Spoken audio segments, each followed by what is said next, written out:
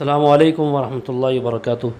عزیز طلباء طالبات، 20ویں دن آپ کو ایک نظم دی گئی ہے ہشتم جماعت کی، جس کے شاعر اختر اورینوی ہیں، اور اس میں شاعر نے ہمت نہ ہارنے اور آگے بڑھنے کی ترغیب دی ہے، اور یہ کہا ہے کہ ہمت سے قدم بڑھاؤ اور دنیا کے نظام کو بدل ڈالو۔ ایک متحرک کرنے والی اور حوصلہ بخشنے والی نظم ہے۔ اس کا مقصد کیا ہے؟ آپ کو یہاں یہ نظم پیش کرنے کا مقصد یہ ہے کہ شعر فہمی، آپ کے اندر شعر سمجھنے کا رجحان پیدا ہو، اور جمالیات شعری، شعر میں جو خوبصورتی پائی جاتی ہے، حسن پایا جاتا ہے، اس سے آپ واقف ہوں، اور حوصلہ مندی، آپ کے اندر حوصلہ پیدا ہو، کچھ کرنے کا حوصلہ اور عزم پیدا ہو۔ اس کے لیے آپ کو یہ سرگرمی دی گئی ہے۔ اس نظم کا آپ کو بہت غور سے مطالعہ کرنا ہے۔ بہت فریب کھا چکے، بڑے علم اٹھا چکے، ہجوم غم میں کھو چکے، تباہ حال ہو چکے۔ یہ پڑھنے کے بعد اصل میں یہاں مختصر سی نظم دی گئی ہے اور سوالات پوری نظم سے پوچھے گئے، اس لیے آپ کو اس کا تو مطالعہ کرنا ہی ہے۔ ساتھ میں آپ کے پاس ہشتم جماعت میں کی کتاب آپ کے پاس موجود ہوگی، آپ اس کا بھی سہارا لیں اور مکمل نظم پڑھیں۔ اب یہاں پر ایک جملے میں جواب آپ کو دینا ہے۔ شاعر جور و جفا کی کلائیوں کو تھامنے کا مشورہ کیوں دے رہا ہے؟ اب دیکھیے، اس طرح کا سوال جب آپ کو نظم میں پوچھا جائے تو آپ پہلے یہ دیکھیں کہ جور و جفا کی، یعنی وہ سوال جو پوچھا جا رہا ہے اس کا جواب ہم کو کہاں مل سکتا ہے، پہلے آپ یہ دیکھیں۔ جیسے اب دیکھو یہاں ہے بس اب جفا و جور کی کلائیوں کو تھام لو، تو اس میں شاعر یہ کہہ رہا ہے کہ جور و جفا کی کلائیوں کو تھام لو۔ تو کیوں تھام لو، کیوں مشورہ دے رہا ہے یہ؟ تو اس سے اوپر لکھا ہوا ہے، اس سے پہلے مصرے میں وفا کی حد بھی ہو چکی، جفا کی حد بھی ہو چکی، تو اس میں اس کا جواب موجود ہے۔ شاعر کہہ رہا ہے کہ جفا اپنی انتہا کو پہنچ گئی ہے، جفا اپنی حدوں کو پار کر چکی ہے، اپنی حد کو پار کر چکی ہے، اس لیے شاعر جور و جفا کی کلائیوں کو تھامنے کا مشورہ دے رہا ہے۔ آپ کو اس طرح سے جواب بنانا پڑے گا۔ آج میرے تمہارے شہر کا کیا حال ہے؟ اب دیکھیے یہاں پر اگر آپ دیکھیں تو آپ کو وہ اس سوال کا جواب نہیں ملے گا، اس لیے کہ اس سوال کا جواب آپ کا وہ پوری نظم میں موجود ہے۔ تو ہم یہاں سے دیکھتے ہیں، شاعر نے پوچھا ہے کہ آج تمہارے اور میرے شہر کا کیا حال ہے؟ تو دیکھیے اس میں کہا کہ بجائے کہ آج دہر میں تمہارے میرے شہر میں فضا میں انتشار ہے، غبار ہی غبار ہے۔ تو آپ لکھیں گے کہ تمہارے اور میرے شہر کا حال بہت برا ہو چکا ہے، فضا میں انتشار ہے اور ہر طرف غبار ہی غبار ہے۔ اس طرح سے آپ اس کا جواب لکھیں گے۔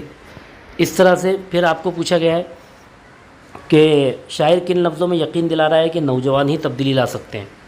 اب اس کا جواب بھی یہاں موجود نہیں ہے، آپ کو اسی نظم کا سہارا لینا پڑے گا۔ تو اب ہم یہاں دیکھتے ہیں کہ کس مصرے میں، ہاں دیکھیے یہاں پر یقین کرو کہ تم جہان زیست کے امام ہو۔ اس مصرے میں شاعر یقین دلا رہا ہے۔ تو آپ کو پوچھا گیا ہے، سوال یہ پوچھا گیا ہے کہ شاعر کن لفظوں میں یقین دلا رہا ہے کہ نوجوان تبدیلی لا سکتے ہیں؟ تو شاعر ان لفظوں میں یقین دلا رہا ہے کہ نوجوان تبدیلی لا سکتے ہیں کہ نوجوان جہان زیست کے امام ہیں۔ آپ کہیں گے کہ نوجوان زندگی کی دنیا کے امام ہیں، جہان زیست زندگی کی دنیا کہ نوجوان ہی زندگی کی دنیا کے امام ہیں۔ ان لفظوں سے شاعر یقین دلا رہا ہے۔ اب اس کے آگے آپ کو سوال پوچھا گیا ہے کہ شاعر نے رزمگاہ خیر و شر کسے کہا ہے؟ اس سوال کا جواب بھی نظم میں موجود ہے۔ اس سے مراد دنیا ہے۔ شاعر نظم میں کس سے انتقام لینے کا حکم دیتا ہے؟ اب دیکھیے اس کے لیے ہم کو پھر نظم کی طرف جانا پڑے گا کہ کن کن لوگوں سے وہ تو بکے ہوئے ضمیر سے، دبے ہوئے خمیر سے، اور حوض گزیدہ شام سے شاعر انتقام لینے کی بات کہہ رہا ہے۔ تو اس طرح سے آپ کو یہ جواب لکھنا پڑے گا کہ بکے ہوئے ضمیر سے، دبے ہوئے خمیر سے اور حوض گزیدہ شام سے شاعر انتقام لینے کی بات کہہ رہا ہے۔ اب اس کے بعد آپ کو شعر درج ذیل مفہوم کے لیے شعر لکھیے۔ اب آپ کو کیا کرنا ہے کہ یہ جو ایک جملہ دیا ہوا ہے اس کے اعتبار سے جو شعر ہے وہ آپ کو لکھنا ہے۔ غموں کی بھیڑ میں برباد ہو گئے۔ اب دیکھیے یہاں ہم پہلے دیکھتے ہیں اوپر، ہجوم غم میں کھو چکے، تباہ حال ہو چکے۔ تو یہ شعر ہے جس میں کہا گیا ہے کہ غموں کی بھیڑ میں ہم تباہ حال ہو چکے ہیں، تو آپ کو یہ شعر نقل کرنا ہے۔ دوسرا شعر، ہجوم غم میں ہو چکے تباہ حال ہو چکے۔ اس کے بعد کیا کہا؟ زندگی بھٹک رہی ہے تاریکی بڑھ رہی ہے۔ اس کا جواب آپ کو نظم میں ملے گا۔ دیکھیے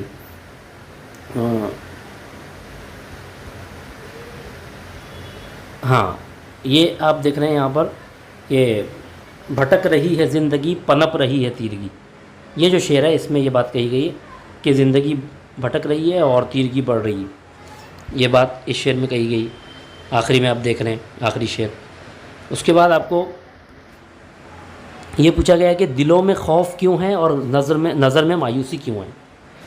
تو پہلے ہم دیکھتے ہیں یہاں وہ، ہاں، نظر اداس تو ہو چکی، شکار یاس ہو چکی۔ کیا کہا؟ دلوں میں خوف کیوں ہے، نظر میں مایوسی کیوں ہے۔ ہاں، تو نظر اداس ہو چکی، شکار یاس ہو چکی، لیکن یہاں پر دل کا ذکر نہیں۔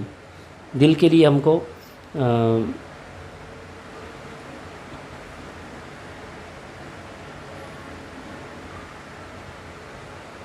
ہاں، یہ دیکھیے، دلوں میں یہ ہراس کیوں، نظر شکار یاس کیوں، یہ والا شعر، دوسرا شعر جو نظر آ رہا ہے آپ کو، دلوں میں یہ ہراس کیوں، نظر شکار یاس کیوں، اس شعر میں شاعر نے یہ بات کہی۔ تو آپ کو اس طرح سے لکھنا ہے۔ اس کے بعد ہم دیکھتے ہیں کہ یہ تخت و تاج تو تمہاری ٹھوکروں میں ہے، اس کو بھی ہم کو نظم سے تلاش کرنا پڑے گا۔ اب دیکھیے یہاں پر ہم کو دیا کہ تمہاری ٹھوکروں میں ہے یہ تخت جم، یہ تاج قے، یہ یہاں پہ یہ جو شعر دیا ہوا ہے، یہ اس میں یہ بات کہی گئی، تیسرا شعر۔ تو اس کو آپ کو نقل کرنا ہے، لکھنا ہے۔ اس کے بعد مختصر جواب لکھنی ہے۔ پہلے بند میں شاعر ماضی کی کن باتوں کا تذکرہ کر رہا ہے۔ اب یہ جو پہلا بند ہے ہمارا، اس میں شاعر ماضی کی کون سی باتوں کا ذکر کر رہا ہے؟ تو شاعر جو ہے اپنی تباہ حالی کا ذکر کر رہا ہے، اور یہ کہہ رہا ہے کہ ماضی میں ہم بہت دھوکہ کھا چکے، ہم نے بہت غم برداشت کیے، ہماری حالت غیر ہو گئی، ہم بہت تباہ حال ہو گئے، اور ہم نے بہت قسمت کو آزمایا، اور بہت ہم نے سب ہر ایک کی بات سنی، اور حال یہ ہو گیا کہ ہمارا سکون غارت ہو گیا، اور ہماری جان وہ سلگ اٹھی، ہماری نظر مایوس ہو گئی، اور وفا بھی کر کے دیکھ لی ہم نے، اور اس کے نتیجے میں جفا کی بھی حد ہم نے دیکھی۔ اب وقت آ گیا ہے کہ ظلم و ستم کی کلائیوں کو تھام لیا جائے، اس لیے دوستو قدم بڑھاؤ۔ تو آپ اس طرح لکھیں گے کہ شاعر نے ماضی میں ہونے والی پریشانیوں اور مصیبتوں کا ذکر کیا ہے، اور یہ کہا کہ ہم بہت غم اٹھا چکے، ہم بہت دھوکہ کھا چکے، ہم نے بہت وفا بھی کر کے دیکھ لی، لیکن اس کا کوئی نتیجہ نہیں نکلا، اور ہمارا سکون غارت ہو گیا۔ اس طرح سے آپ اس کی لکھیں گے کہ پہلے بند میں شاعر نے ماضی کی اس طرح تصویر کھینچی ہے۔ پھر دوسرے بند میں شاعر نے زمانے کی عکاسی کس طرح کی ہے، یعنی زمانے کو کس طرح پیش کیا ہے۔ تو دوسرا بند ہم دیکھتے ہیں،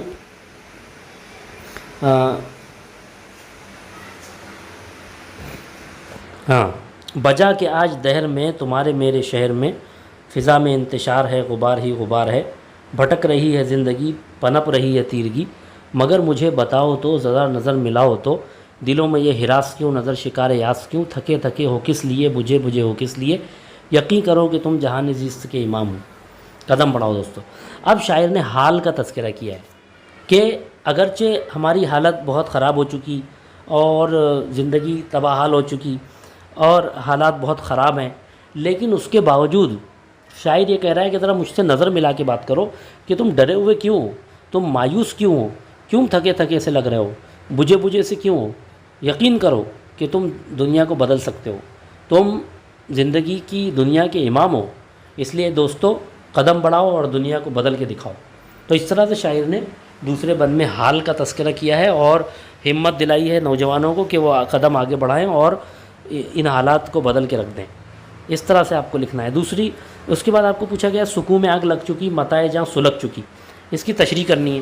تو آپ لکھیں گے کہ یہ اختر اورینوی کی نظم سے ماخوذ ہے، قدم بڑھاؤ دوستوں سے۔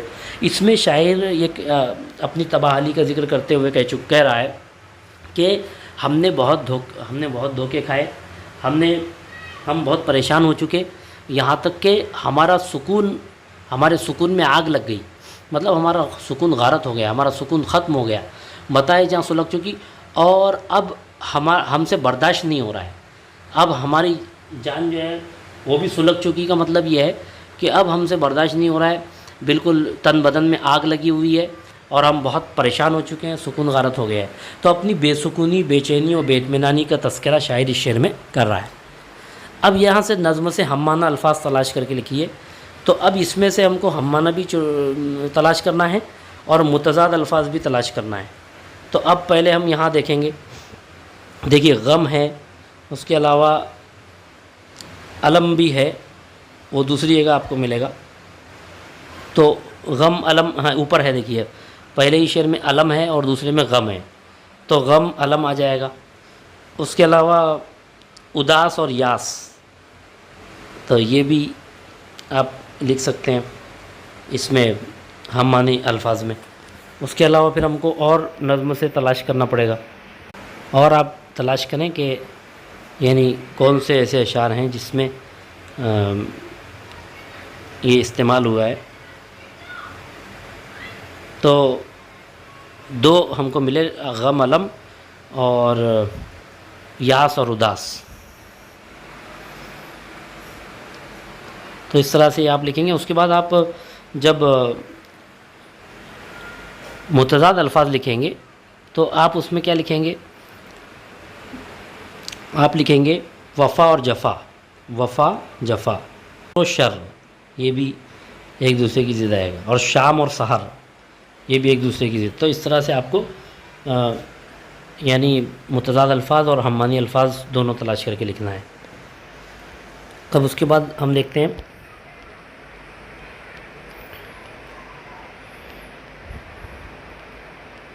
ہاں یہاں سے آپ کو قافیہ تلاش کر کے لکھنا ہے۔ اب اس کے لیے ہم کو کیا کرنا پڑے گا؟ ہم پہلے یہاں دیکھیں گے کہ اداس قافیہ کا استعمال ہوا کہ یہاں پر، ہاں دیکھیے میں دیکھ رہے ہیں اداس، نظر اداس ہو چکی، شکار یاس ہو چکی، تو اداس کا قافیہ کیا آئے گا؟ ہو چکی، تو یہ ردیف ہے، اس سے پہلے اداس ادھر ہے اور ادھر یاس ہے، تو اداس کے سامنے آپ کیا لکھیں گے؟ یاس۔ اسی طرح دہر، تو دہر کے یہاں پر یہ نہیں ہے، ہم کو پھر وہاں دیکھنا پڑے گا۔